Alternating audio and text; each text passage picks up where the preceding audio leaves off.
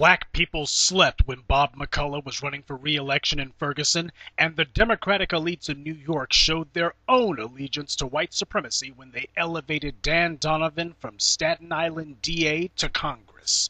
For many, it seemed the rallies and protesting by Black Lives Matters was a paper tiger. Until now. There have been 3 successive DA's races in the last couple of months, 2 in the last 24 hours alone, in which police brutality against black people has knocked the white racist DAs out of power. The first came in Louisiana, when the racist DA there, who had made national headlines for how he selectively sentenced more black men to death row per capita than any other place in the country, was first exposed as a white supremacist and then his office taken by the parish's first black DA, James Stewart. The white media, including your precious white liberal friends, pretty much ignored this one. White liberals only like black people when we're powerless. As soon as we get a little bit of power, they stop being so sympathetic towards us. But now it's happened again. Tim McGinty, the racist DA who refused to prosecute Tamir Rice's murderers and who then led the smear campaign against a dead child, has now been unceremoniously kicked out of office. I watched the news feeds on this one as it unfolded, and although it was pretty clear McGinty was on his way to a total defeat, Fox News tried to make it seem like this one would come down to the wire, when in truth, it wasn't even close. Well, I guess Fox News figured that calling the election for the loser worked for W back in 2000. It was at least worth a try. Idiots. Although Cleveland's new DA isn't black, the undeniable fact is that everyone recognized this was a referendum on white police violence against black citizens. The racists have been frothing at the mouth over this one all day. But the hurting wasn't over yet, at least not as far as the visuals went. Anita Alvarez, the most corrupt prosecutor in America, who allowed the Chicago PD to carry out a localized genocide against black citizens, got her racist ass roundly kicked last night. She lost by a landslide, and there was no getting around the fact that this was all about white police violence against black citizens. Somewhere Rahm Emanuel is sweating right now, but not because of Kim Foxx.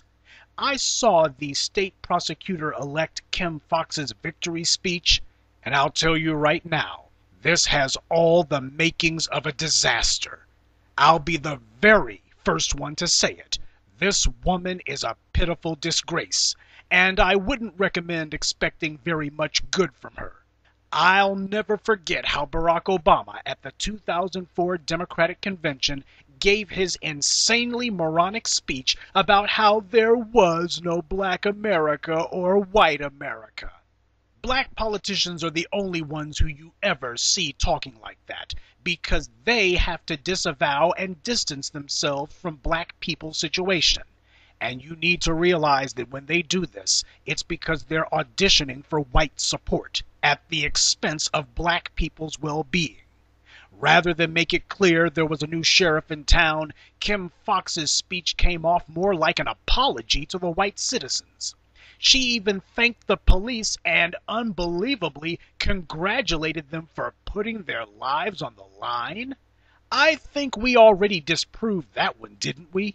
She then went on to talk about how, on her watch, no more children will have to take cover in bathtubs to escape gunfire. Her sorry speech sounded like it was written by Pat Lynch, or better yet, by the Chicago PD. But it damn sure didn't sound like it was written by someone who gave a rip about stopping police violence. Keep in mind, this heifer is doing all this before she's even gotten into office. The polls had barely closed, and she was already trying to ingratiate herself with the very racist forces that her supporters elected her to fight. I've told you a million times, when you see a black politician or public figure criticizing the black community in public, that is an opportunist looking for a white audience, and this political whore was campaigning hard for those white campaign dollars. Kim Foxx already is laying what she hopes will be the foundation for her future campaigns for a higher office.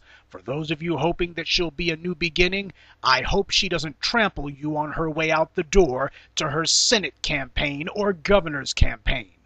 She's nowhere near as intelligent or savvy as Barack Obama, but this incompetent little lawyer is hoping that she'll be senator one day too, and she's not about to let safeguarding black lives from the police get in the way of her imaginary career path. So as I said, don't expect very much from Kim Foxx. Remember, the very first time that you ever heard that was here. Also, at the risk of coming off like one of the MRAs, did anyone else notice that Kim Foxx didn't once thank or congratulate her husband in all of this? One of the few black women lucky enough that someone would actually marry them, and you would think at the very least she'd make it known that he was her foundation, her rock, her support, her everything. Instead, she made a corny, snide remark, a pathetic attempt at what for her passed for humor, and that was about it. That is ungracious and ungrateful. No society can rise higher than its men, because it's the men upon whose shoulders the society is carried. Even if she wasn't revealing herself to be a sniveling tool in waiting, there is never an excuse for any black woman, no matter how high she thinks she's climbed, to not acknowledge and give respect to her husband.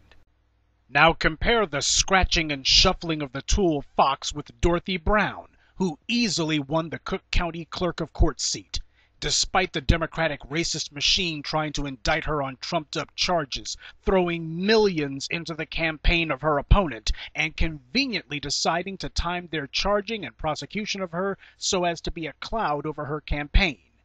But it failed. Dorothy Brown won and was very careful to thank her husband. This is not to say that her paying respect to her husband means that she's a bona fide saint or anything, but any black woman too arrogant to respect her husband is definitely too self-centered to respect her people and cannot possibly be expected to stand for us. Yes, the visuals of 3 DA's offices being won by the national protest against white police violence is good to see, but we don't need images. What we need is substance. Yes, Anita Alvarez is out, but unless the disproportionate prosecutions of black men in the city stops, unless the police are prosecuted to the fullest extent of the law every time that they harm a citizen, then nothing has changed. Kim Foxx has already made it known that she's from the same camp as Jesse Jackson and Barack Obama and every other self-serving, self-interested token Negro who got a pat on the head from the powers that be. Yes, black Chicagoans, your vote was disciplined this time, but the problem is that you didn't choose Kim Foxx to be your candidate. She was chosen for you, which means you didn't have a choice at all. This is the next hurdle that you're going to have to overcome, to choose your own leaders from among your own ranks and stop making selections from the same handful of cherry-picked tools that the Democrats present you with.